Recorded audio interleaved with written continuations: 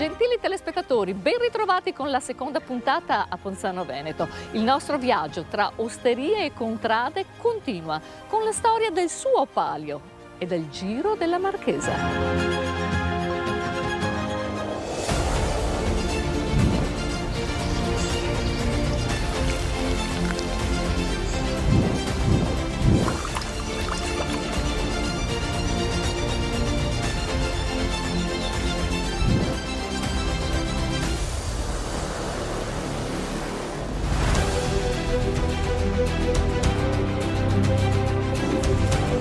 Buongiorno Laura.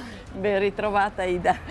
In questa strada passa proprio il Giro della Marchesa. Ne raccontiamo la storia? Sì, dunque, questa osteria è proprio in un luogo strategico perché qui passa appunto il Giro della Marchesa, cioè il percorso di 835 metri che le contrade del Palio dei Mezzadri compiono appunto la seconda settimana di settembre. La partenza e l'arrivo è da Villa Barbaro Ricci. Esatto, proprio lì. In questa villa abitò la marchesa Maria Carla de Morpurgo Bourbon del Monte Ricci, tantissimi cognomi. Ed è per questo motivo che il giro si chiama il Giro della Marchesa. Ecco, questa marchesa era una nobildonna ebrea che si salvò dalle leggi razziali, riuscì a scappare da qui e poi a più riprese abitò appunto in questa villa. Tappa imperdibile in questa contrada l'antica osteria al mercato da Rosa e Gianni.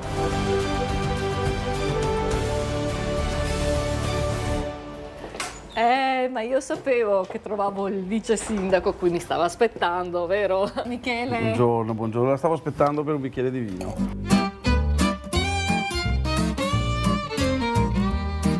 Quanto importante è la vita sociale e commerciale di un paese come Ponzano Veneto? Beh, importantissimo, difatti noi come amministrazione abbiamo voluto valorizzare il commercio e le aziende commerciali perché in questo momento con i bandi regionali c'è la possibilità veramente che le attività possono rimodernare con il 50% a fondo perduto dei contributi.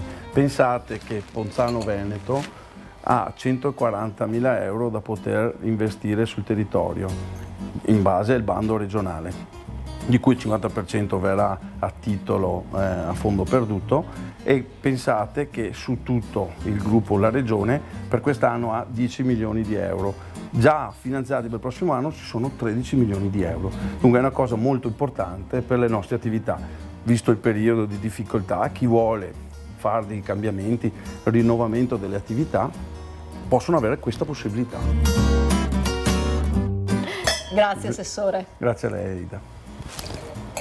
E adesso io mi sposto qualche metro in là dove troviamo Alessandro, sì, che vi deve raccontare la storia di questo locale. Pensate che qui c'era il telefono, il primo telefono e tutta la comunità veniva qui e solo qui a telefonare.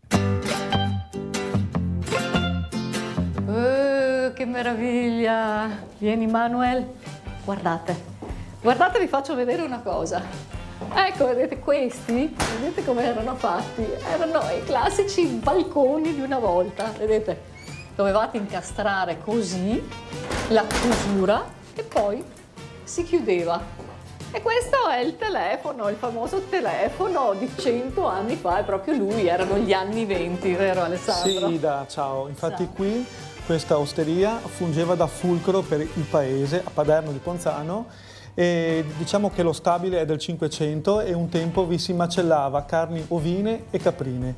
Poi la gestione della famiglia Pretotto arriva intorno al 1908 e fino al 1966 abbiamo questa gestione di due donne praticamente, anche se il locale si chiamava Da Remo, però la signora Ines portò avanti con la mamma Amelia fino al 66. La specialità era il baccalà al forno, il baccalà bianco, con un fondo di cipolla e un po' di acciuga cotto lentamente al forno. E qui vi si facevano anche nozze, perciò il piatto tipico era il famoso risotto coi cicche, coi fegatini di pollo, ecco. Quello era il piatto tipico. E c'è ancora qualche ristorante che lo fa? Che lo fa ancora? Sì, lo fanno ancora. Ci troviamo in contrada Capitella, l'antica osteria da Marchi. Famose erano, e lo sono ancora al giorno d'oggi, le polpette della signora Rina.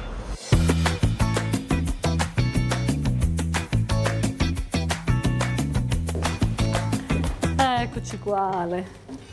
Ciao Ida. Ciao, ma chi era Rina? Rina è stata una donna meravigliosa perché ha saputo per molti anni contraddistinguere questo posto con le sue magnifiche polpette. Polpette fatte con la carne bollita, perché qui si usa ancora fare il lesso ed è un piatto tipico veneto con la lingua, lo scapino, la punta del petto, perciò è una polpetta particolare, unisce sapori d'altri tempi, oltre al prezzemolo, alla noce moscata, ma la carne lessa conferisce quell'unicum, ecco, che solo in questa osteria sanno dare. Una nuova politica. I negozi fanno squadra per poter contrastare le vendite dei centri commerciali e delle vendite online. Ne parliamo con Andrea Favaro. Buongiorno. I negozi fanno rete perché c'è bisogno adesso con il distretto del commercio, cerchiamo di innovarci, cerchiamo di aiutarci con le altre attività. È già un progetto che è già partito anche prima di pensare al distretto del commercio nel comune di Ponzano. Avete già i primi risultati dopo un po' di tempo che già lavorate così? Sì, solo unendosi si ottengono certi risultati, quindi diciamo il fare rete è una cosa che serve a tutti quanti e vediamo che è l'unica strada da percorrere, insomma, per questi progetti. Questo era un punto di ritrovo per i cacciatori che si ristoravano in questa antica osteria, divertendosi pure. Antica osteria al Baston, sì, perché così è chiamata questa contrada, questa località.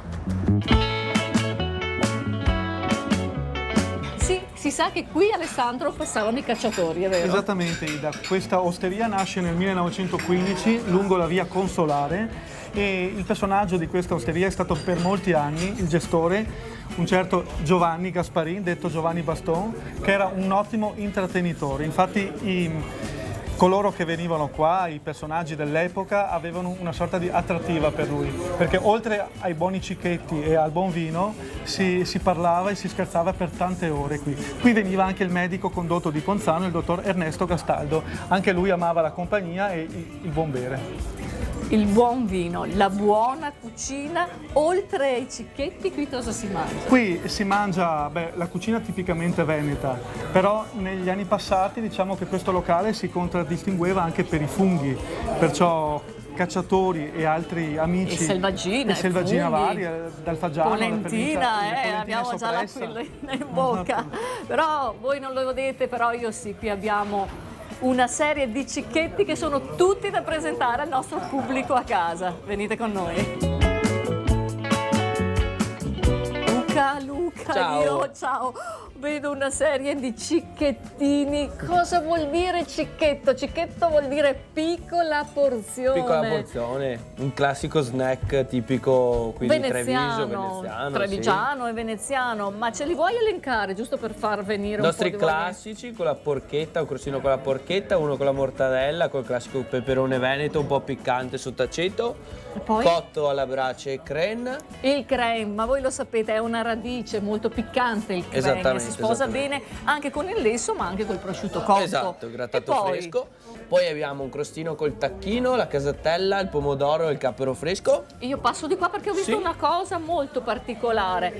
Può mancare l'acciuga nei nostri crostini? No, assolutamente no. Un crostino con la casatella e l'acciuga, uno con il baccalà mantecato e un crostino fresco col tonno, pomodoro e mozzarella.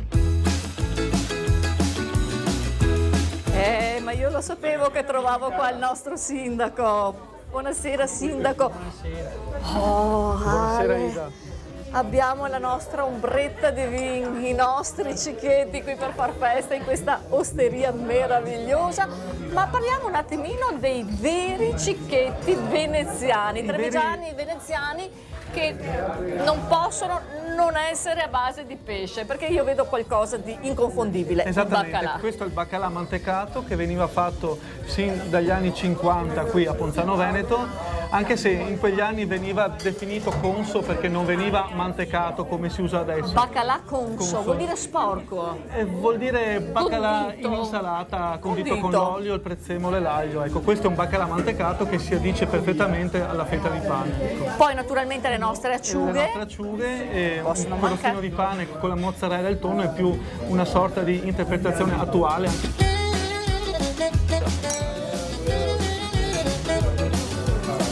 Ma il nostro viaggio tra contrade, cultura e enogastronomia continua con la storia. Dove ci porti, Silvio? Certo Ida, adesso vi porto nella chiesetta medievale San Vito, qui a pochi passi.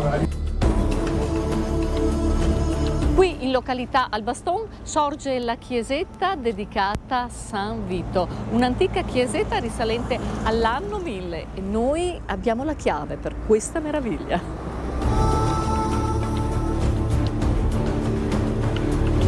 Laura, eccolo San Vito, che meraviglia, questa chiesetta di epoca medievale ancora. Sì, un vero miracolo vivente perché è sempre stata qui, diciamo, sottoposta a questo traffico enorme. Ecco, e per fortuna adesso con la rotonda è stata messa definitivamente in sicurezza, possiamo stare tranquilli, diciamo, sotto questo punto di vista. La chiesetta alto medievale, luogo di pellegrinaggio, di sosta per i pellegrini che da Genova si recavano ad Aquileia perché siamo sulla Postumia romana, ecco, è importante per questo affresco del 600, di fattura decisamente, diciamo, campagnola, ma comunque importante.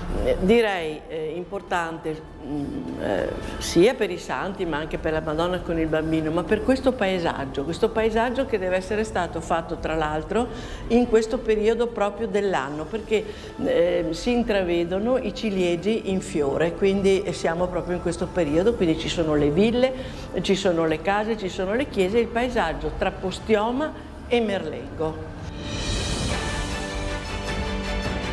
Sindaco, i doni e le opportunità che offre Ponzano Veneto a un turista che arriva. Certo Ida, in queste puntate abbiamo visto questi 5 locali storici, ma in realtà Ponzano Veneto è pieno di altre osterie, ristoranti, in grado di accogliere un alto numero di turisti perché abbiamo delle strutture ricettive importanti, come Relais Monaco, il C25, la Pesa, ma tanti altri bed and breakfast. Non posso che invitare chiunque sia di passaggio da queste parti, da pellegrino o anche da persona che vuole gustarsi le cose buone che le nostre osterie danno, di fare tappa a Ponzano Veneto, che siamo anche a 2 passi dai posti importanti come Treviso, Asolo, Castelfranco, ma può essere proprio la base di partenza per altri itinerari. Certo, vi divertirete tanto quanto ci siamo divertiti noi. Grazie Sindaco. Grazie. A presto. Ponzano Veneto vi aspetta con la sua storia e le sue osterie qui, in questa terra, dove non hanno mai sognato il successo, ma hanno lavorato per ottenerlo.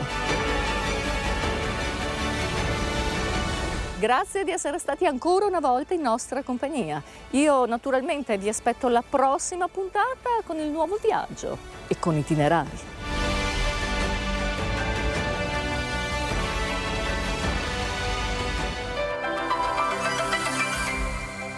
In collaborazione con GSE SRL Costruzioni Generali a Paese Treviso. www.gestioneserviziedilizia.it